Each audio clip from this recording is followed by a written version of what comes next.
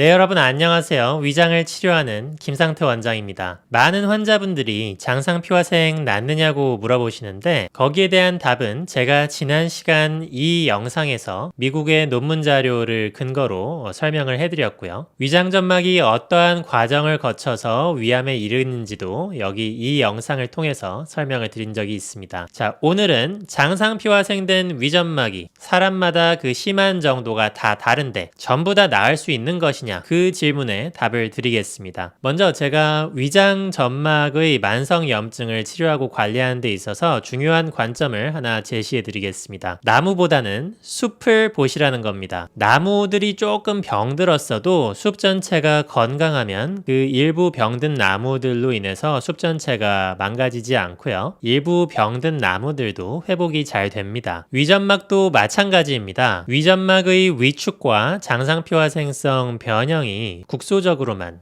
부분적으로만 나타났다면 장상피화생 진단을 받았다 하더라도 굉장히 잘 회복되고 나을 수 있습니다. 가령 여기 보시는 화면의 환자분은 국소적인 부위에서 조직 변성 추정 부위가 나타나서 장상피화생 진단을 받으셨어요. 마치 두드러기가 난 것처럼 몽글몽글하게 올라온 부분들이 있죠. 이 부위에 유독 많아요. 그런데 이 부위를 제외하고는 굉장히 깔끔합니다. 이렇게 보면은 점막의 위축이 거의 없고 점막이 얇아 보이지가 않죠. 그 얇아 보이지 않는다는 것은 그 안에 진액이 풍부하다는 거예요. 이분이 50대 후반이신데 그렇게까지 막 위축이 진행되지 않았거든요. 그러니까 숲 전체는 건강한데 일부 부위의 나무들만 병이 든 거예요. 이런 분은 잘 낫습니다. 실제로 치료를 한 결과 이분이 만성적인 불면증과 소화불량, 그리고 이제 화장실 좀 자주 가는 빈뇨 증상이 있으셨는데 이런 증상들이 호전됨은 물론 조금 전에 보셨던 그 올록볼록한 장상피화생 병변 부위가 1년 뒤에는 완전히 사라졌어요.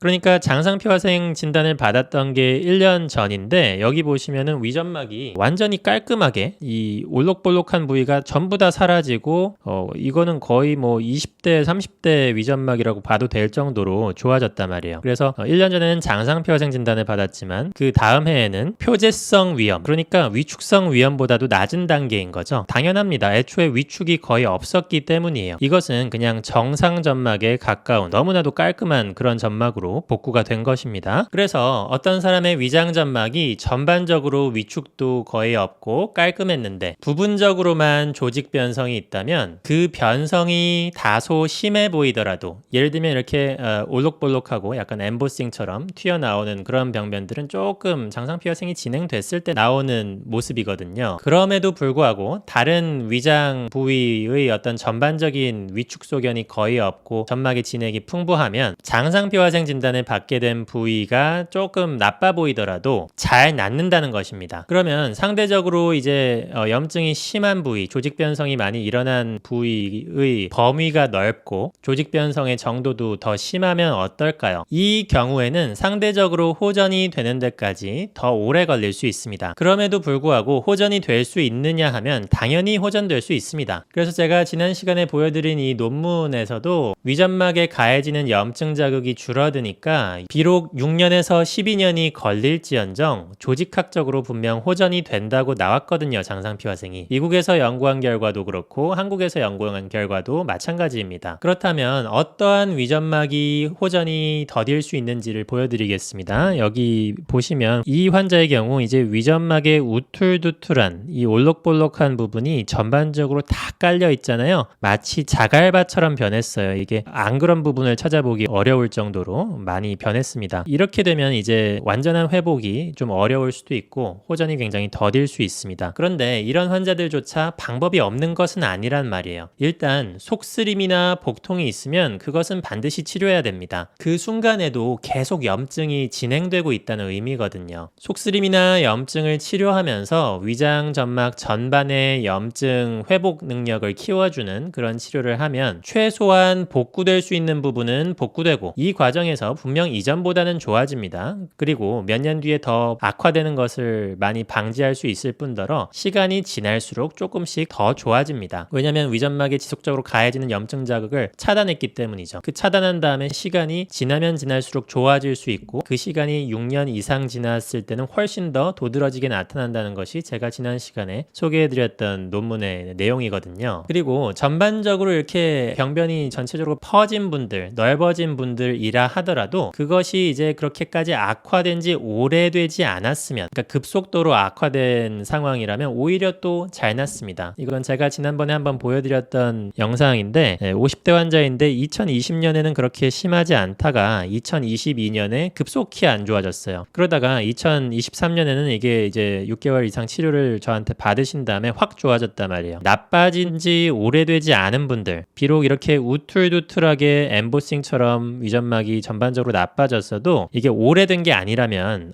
빠른 시일 안에 또 좋아질 수 있다는 겁니다. 정리해서 말씀드리겠습니다. 모든 장상피화생 환자의 위점막 상태는 다 다르다. 위점막의 장상피화생된 부위가 좁을수록 나빠진 기간이 오래되지 않았을수록 회복이 쉽다. 그리고 위점막의 장상피화생된 부위가 넓을수록 그리고 나빠진 지 좀 오래되었을수록 호전의 속도가 좀 더딜 수 있고 완전한 회복은 어려울 수도 있다. 그렇지만 어떤 숲을 보는 치료, 위점막의 전반적인 방어 기능과 점막의 보호 기능을 회복시켜주는 치료를 하면 그리고 관리를 제대로 하면 어떤 장상피화생 환자라 하더라도 위점막이 이전보다는 분명 좋아지고 무엇보다도 위점막의 보호 기능이 좋아져서 이후에 더 빠르게 악화되는 것을 막을 수 있다. 그렇게 말씀을 드리고 싶습니다. 이상 잠실의 진료실에서 김상태 원장이었습니다. 감사합니다.